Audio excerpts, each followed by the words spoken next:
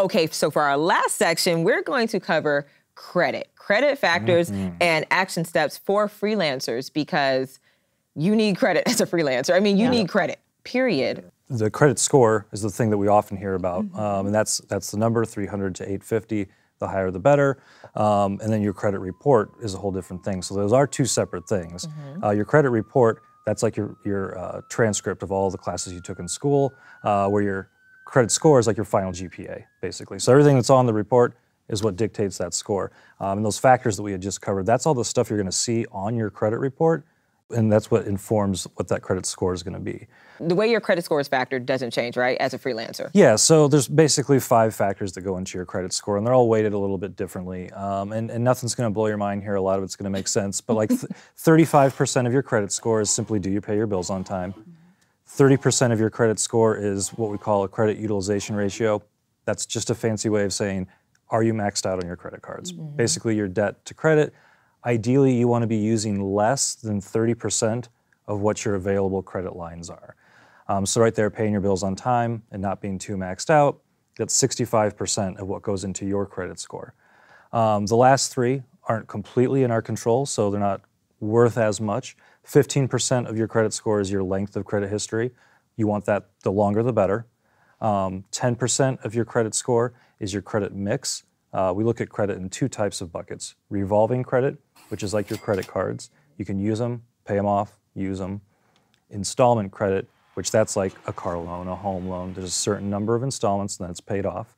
Ideally, you have a little bit of both. And then the last part is also 10%, and that's what we call credit inquiries, which is basically people looking into your credit.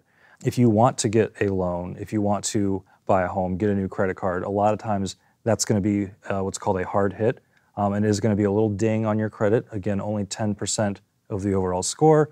And then there's also what they call a soft hit, which doesn't hurt your credit score. That would be you looking into your own credit, pulling your own credit report, and a lot of times just kind of think of that as junk mail. Any sort of pre-approved things that you get in the mail, that's gonna be considered a soft hit.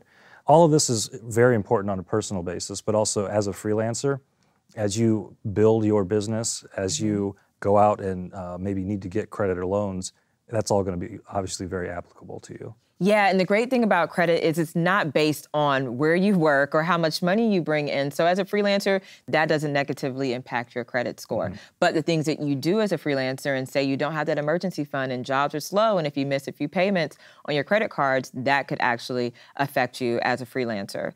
But I also wanted to point out that freelancers are more likely to take out small business loans, or you might need to take out a loan to grow your business once you realize, you know, I've kind of tapped out, I'm ready to go to the next level, but I need a little more cash than I have available to me to grow this business. So then you might go apply for a loan, and that's when your credit really matters, because then they're gonna look at, okay, so how do you spend your money in your personal life? How are you spending your money as a business owner? And how can we trust you to pay us back, and can we trust you to make that money back?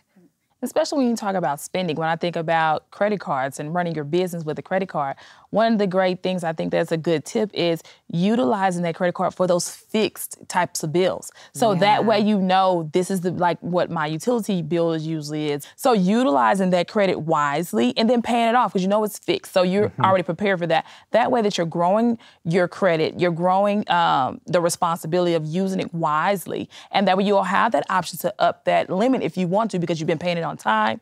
You know what these fixed bills are that you're utilizing it for. I think that's a great way to use a credit card when you're running a business, especially as a freelancer. Those are healthy tips. And it helps with cash flow too. You know, say you have this invoicing software that you use and you haven't gotten paid yet by a client, and you need to make sure that you keep that invoicing software up to date and active. So you might want to put that on a credit card so that you can receive the payment, or so that you can pay your team and so forth, so things can continue to function. If you're a freelancer, you might not have a team, but as you grow, you might start to bring on contractors, and you want to be able to pay them in a timely manner, because you want to get your money in a timely manner. The people you owe want to get their money in a timely manner. And sometimes that credit card could help ease that cash flow. Another thing that everybody can do right now is go to annualcreditreport.com and check out what your credit report looks like. So your score is not going to be on there, but you'll see the report, you'll see everything that's on there. You want to make sure everything's correct and accurate. And a lot of times nowadays, if you already have a credit card, you may have your score for free on that. If not, there's a lot of third-party websites out there that you can get your score for free. Bottom line, you should never pay for your score or your report. because you can get the report for free at annualcreditreport.com, and there's a lot of places for the free score too. Yeah, definitely. Yeah. And I just want to reiterate that, you know, as a freelancer, your credit is important. But if you've had those days, you know, I would love for everyone to have, you know, success in business and success operating on their own, but things happen. And if you've fallen behind, the great thing about credit is that you can rebuild it. Let's have a look at what we've learned.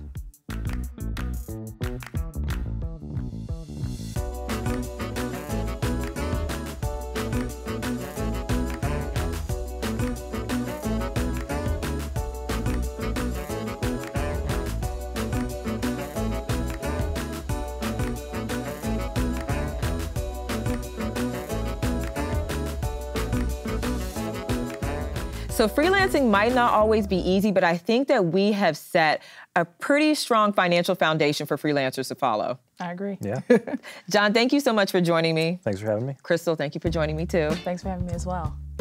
Make sure to dig in and explore all of our tools, support, and education. And don't forget to check out all of our other courses. See you soon.